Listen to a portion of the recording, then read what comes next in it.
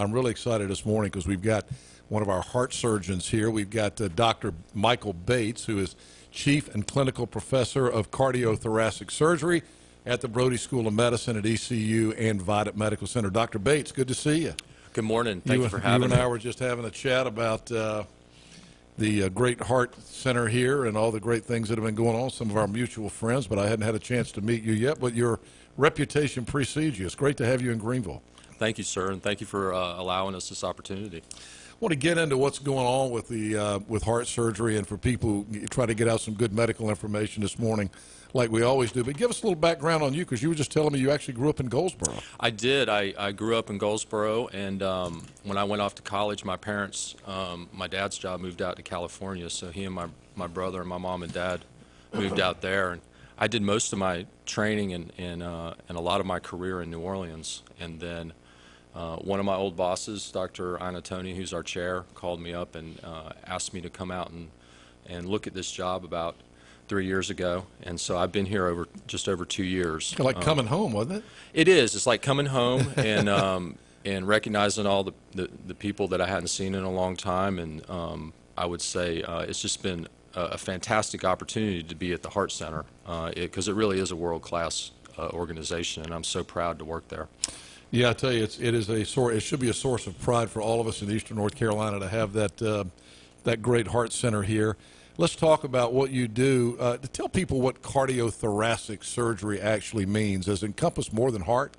It does. It basically encompasses both of our specialties and the organs and surgeries that take place in the chest. And so cardiac surgery obviously does heart surgery, and we do surgery on the aorta, which is the big blood vessel that carries blood out of the heart. And then our thoracic surgeons are fantastic here, and we have a wonderful group, and they specialize on lung surgery, surgery of the esophagus, and other areas within the chest. Boy, it's just it's so wonderful to have this kind of services here in Eastern North Carolina now. We didn't used to have these kind of medical services, and it's pretty awesome. But let's talk about a patient that comes to you that you get. You're generally going to get them from another doctor. I guess they would see a cardiologist first. At what point are you getting the patient from the cardiologist? What's taking place where the cardiologist actually will refer them to you or another one of the heart surgeons? I would say a lot of our patients come through the hospital, and so if somebody were to have a problem with their heart, say a heart attack, that would be picked up that way. Most of the patients that are outside of the hospital or in the clinic would have symptoms. Let's say you have symptoms of chest pressure or chest pain. Maybe you have symptoms of hard to breathe when you exercise. Those would elicit clues to the cardiologist, who would be the medical doctor in charge of the heart, and obviously I'd be on the other side with the surgery. We work together. We have a great heart team comprised of both surgeons and cardiologists. And so we would see patients mostly based on their symptoms, and in the hospital we see them based on problems that they're having, like we talked about. What kind of tests do they do? I know a little bit about this because my daughter spent a lot of time in cath labs and hospitals across the Southeast. But tell us kind of what the procedure would be. What kind of, if someone presents with those symptoms, what kind of tests are done? And early easy tests to get, non-invasive tests. One, if you're concerned about blood flow to the heart or coronary artery disease, you could get a stress test. And so somebody would typically exercise on a treadmill, and they would measure blood flow in the heart and look for signs that the heart was struggling, and that would lead them to do more tests. Another easy test to get would be an echocardiogram or an ultrasound of the heart. That would give you a lot of information based on pictures of the heart function and the valves of the heart. And then another test that's often used in both heart and chest surgery would be a CAT scan. CAT scan of the chest can tell you, is there calcium in the coronary arteries? Is there a lung nodule that we have to work up? And so those would be the types of tests as an outpatient that would be very common and what we would say non-invasive. Then we would proceed to say, you mentioned the cath lab. That would be where the cardiologists inject dye into the arteries and look for blockages. And we would decide based on that Does a person need anything done? Can they have a stent? Or in some cases, they may refer them for bypass surgery, which we have a long standing experience here, and we do a lot of, and do it very well, I might add. Well, I mentioned that we have a world-class heart center here. You mentioned that as well, and we're lucky to have some of the top heart surgeons in the world, including yourself, right here in Greenville. But for people who don't know exactly what services we have here, tell us. We offer all types of cardiac surgery. I would say we do a lot of open surgery, a lot of emergency surgery for heart attacks and what's called aortic dissections. Those would set us apart from a lot of centers in the country and put us at the top.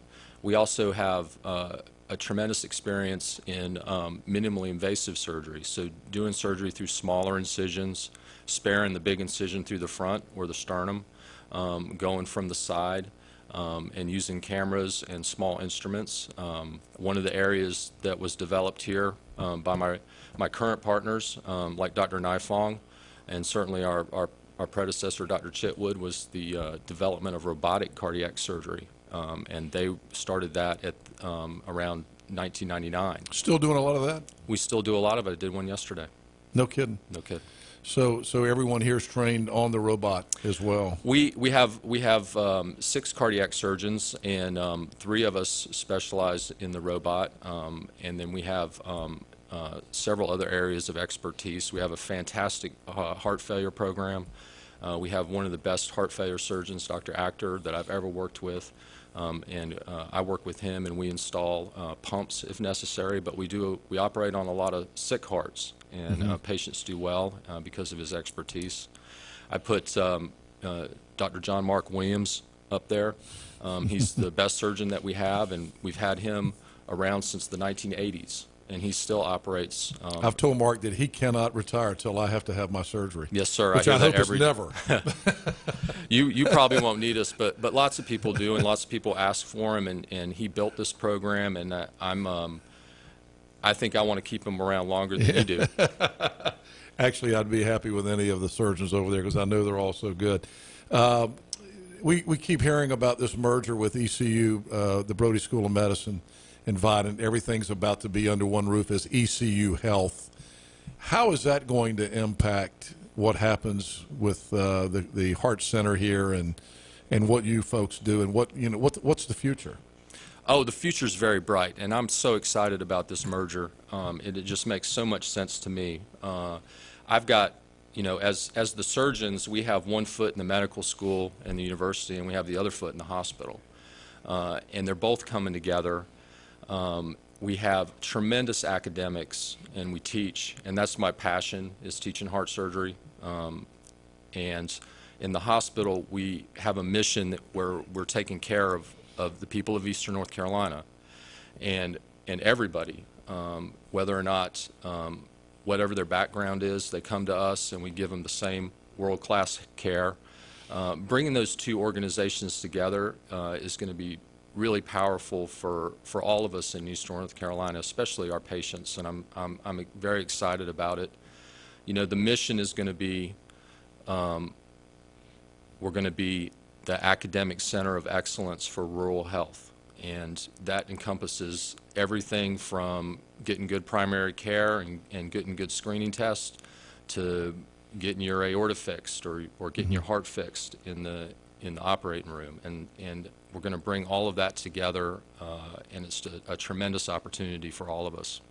Again, if you just joined us, this is Dr. Michael Bates, who is the Chief of Cardiothoracic Surgery, also clinical professor of cardiothoracic surgery at the School of Medicine here in the Vidant Medical Center. We, and you talk about being, kind of the center of rural health, which of course we've become really for the nation in many, many cases. But talk about the heart program here and how it ranks and what kind of special recognitions it's received, because I know that you're proud of that. This has been quite a story with this heart center. It has, and it really is a beautiful building.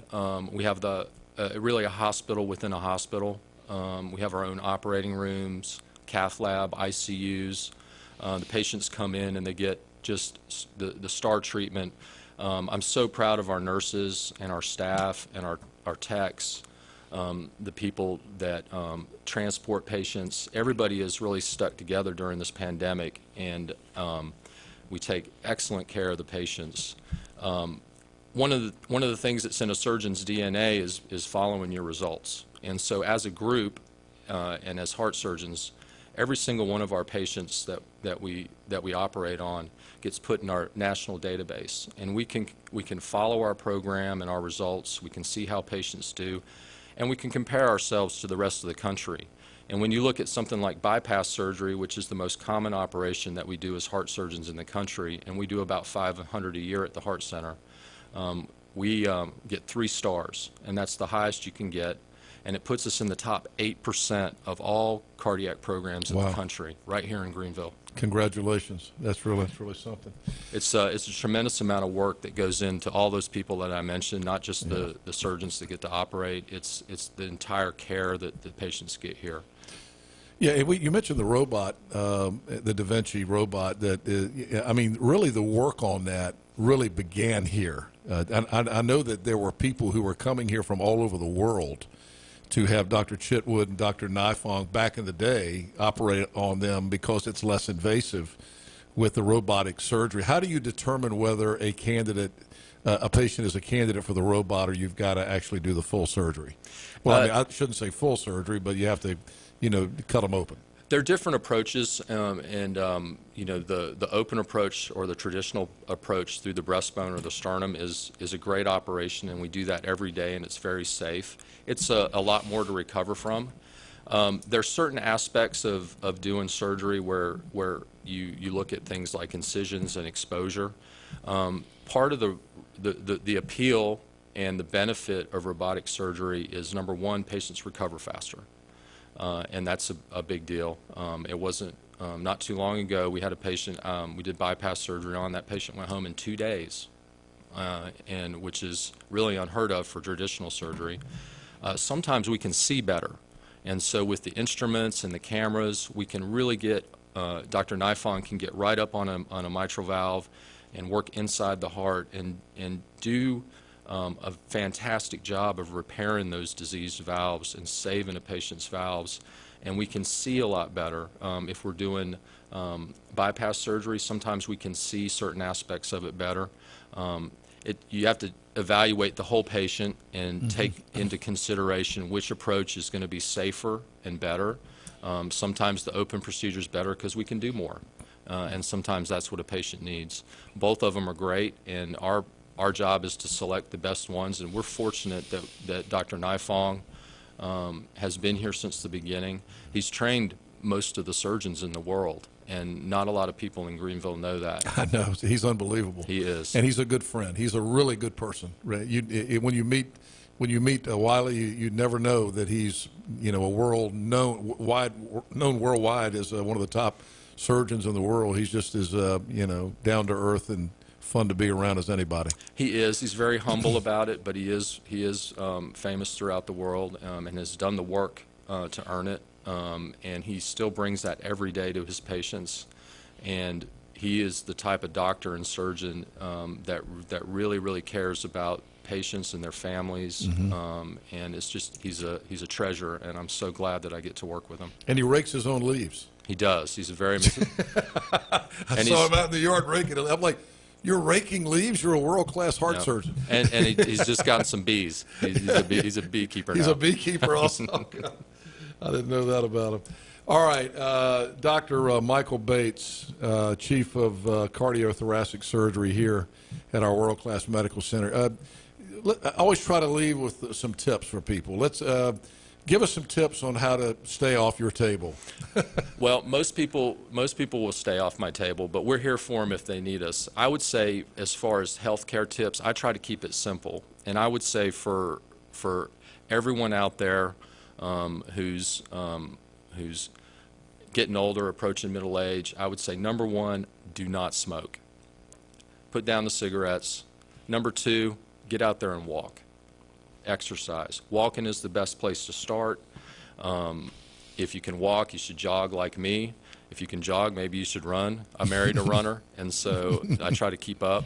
So diet and exercise are important, but if you can get out there and walk, I've been pushing that with my parents, especially as they get older. The third thing I would say, find a good primary doctor. Find a good primary doctor and stick with them and listen to them, get the tests that you need. So much of this pandemic has been about not seeing doctors, delaying health care, and what we really want to do for the health and well-being of our community, of our region, is to get people back to where we're not seeing them so late and they can get the care that they need. Hey, this has been great. Thanks for coming in. It's great to finally meet you. I've heard great things about you, so I appreciate you taking the time this morning. Thank you very much. It's been fun to meet you.